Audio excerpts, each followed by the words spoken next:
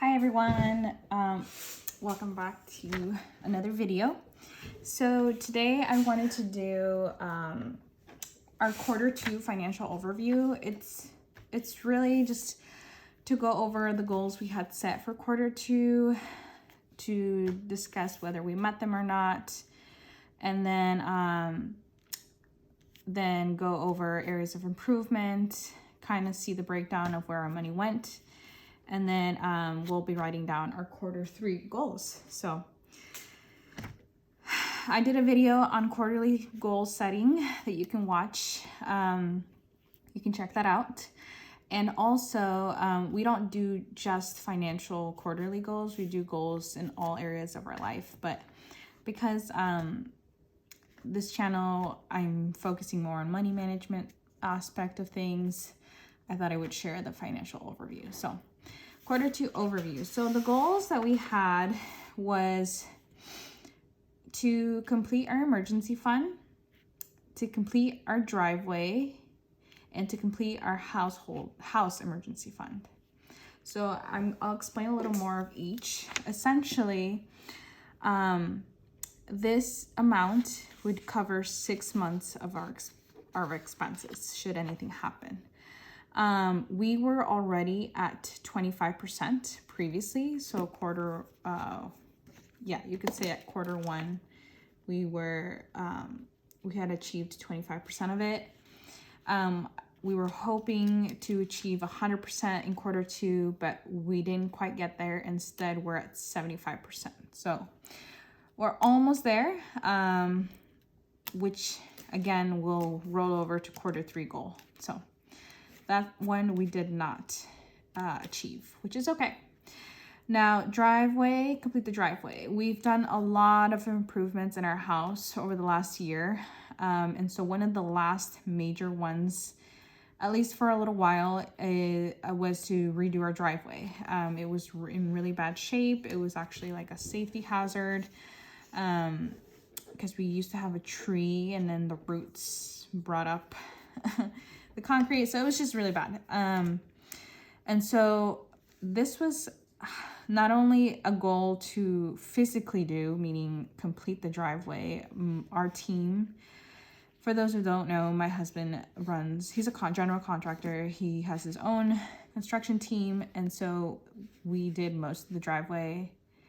Well, I shouldn't say most, we did all of the driveway, but, so it was not only actually completing the driveway, but also financially. And so we actually achieved this.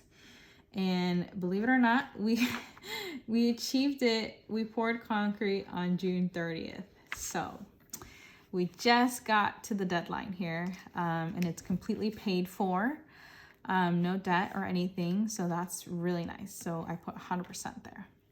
And then our last one was to start and complete, because we actually didn't have an emergency fund for our house.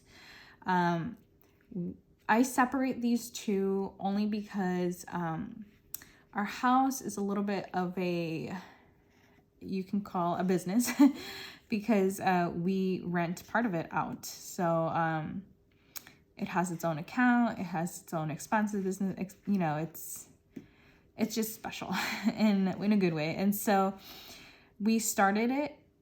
We started at 0 and we're able to complete the amount that we had set for it. So we achieved 2 out of 3, which is actually really good.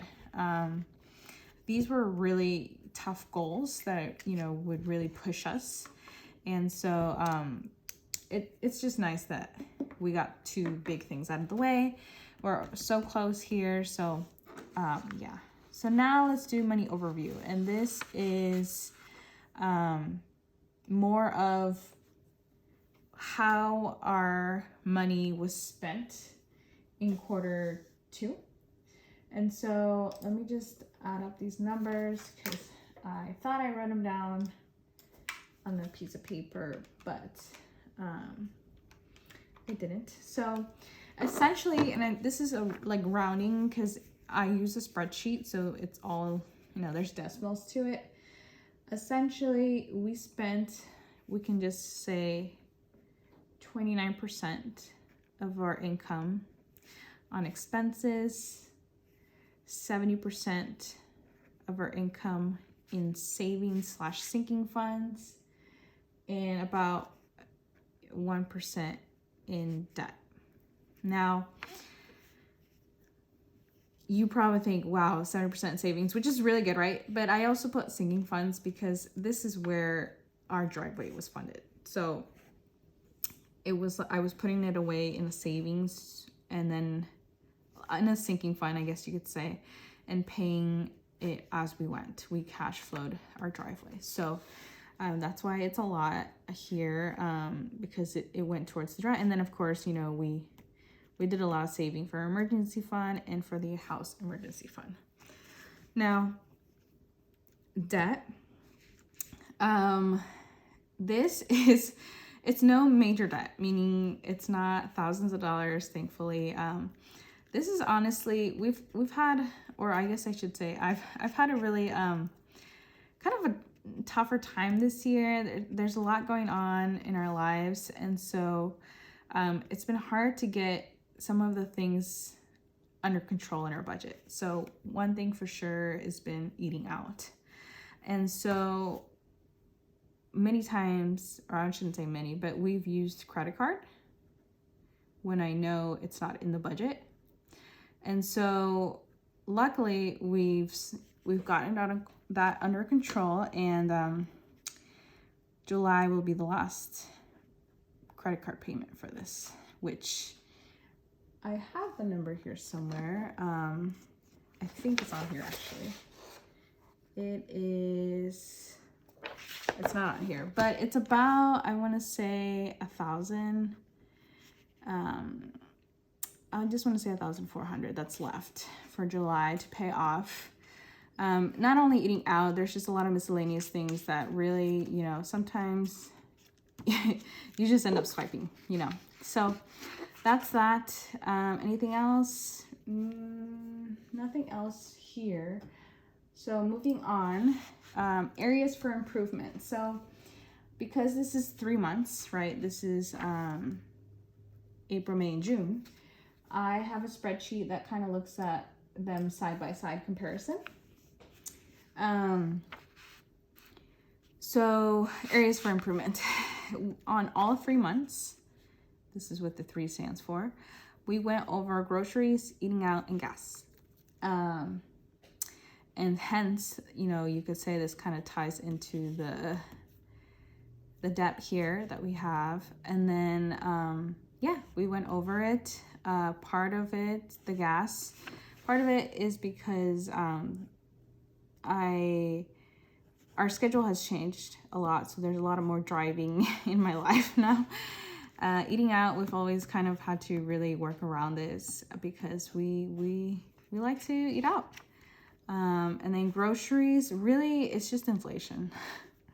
Let's just call it inflation. So those are the 3 major areas because we went over those 3 months. And then for the last 2 months, so May and June, we went over on personal care. So if you watched my July budget video, I budgeted $50 for July, which, you know, I think what ended up happening was that we did so well in Q1, like we didn't really spend much. And then in April, and it just happened that we ran out of everything, and so kind of had to purchase in May and June. So I'm not too worried there. So now let's talk about Q3 financial goals. We try to stick to only 3 because they tend to be a little bit on the heavier side in terms of like the actual dollar amount. So that is, we tend to just do 3. So the first goal that and by the way, you know, my husband and I, we go over all of this in more detail, and then we set goals together for the next quarter. And thankfully, you know, we tend to be always on the same page. So Q3, our first goal is to complete the emergency fund. So that's what it is, complete emergency fund. And I do want to say, actually, so our driveway, what we had budgeted it went over. We went over the budget. And so we would have achieved this, but because we went over budget, what would have gone into here ended up going into here, if that makes sense, money-wise. So otherwise we would have had it, but that's okay. Complete emergency fund. So that's number one. Number two is we want to save for medical bills that will be coming up. We are expecting our first baby, a baby girl, which her name is Alexis, and I am due to give birth at the beginning of Q3, so in October. And I really don't know, I really have no idea what it's gonna cost, to be quite honest. But we are trying to set a huge chunk of money for medical bills. I guess you can call it hospital, because we are on the lowest tier of medical insurance. So I want to prepare, you know, like I said, it's our first child, and I know everyone's situation is different. I just want to make sure we have a backup for the hospital. In terms of bills, I don't know what it's going to cost, and hopefully it's not going to cost more than what we're putting aside here. So, and then number three is, because we only have 3 months left until our baby girl is born, we are going to save for her in the next 3 months. Save and spend, I should say. So let's call it a sinking fund.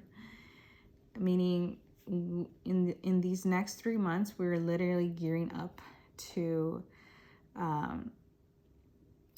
buy everything what we think we need for her arrival. So that's that. Those are the 3 financial goals. And I'm just gonna add here as a special bonus that kind of has to do a little bit, but in a way, half and half, is that we plan on selling our RV. We bought the RV last year. We had a whole plan with the RV. And then, you know, now that we're expecting, we changed and shifted gears on there. If you're interested, we do have a vlog. It's called Daisy and Augie. It goes over, they're just lifestyle vlogs, but we plan on selling the RV, and hopefully we get some good money back, so that this could then contribute to these goals. So that's that. That's kind of a little overview of how we do quarterly financial goals, at least. And then at the end of the quarter, I'll check back in with you and see how we did. So stay tuned for more videos. Thanks for watching. Bye.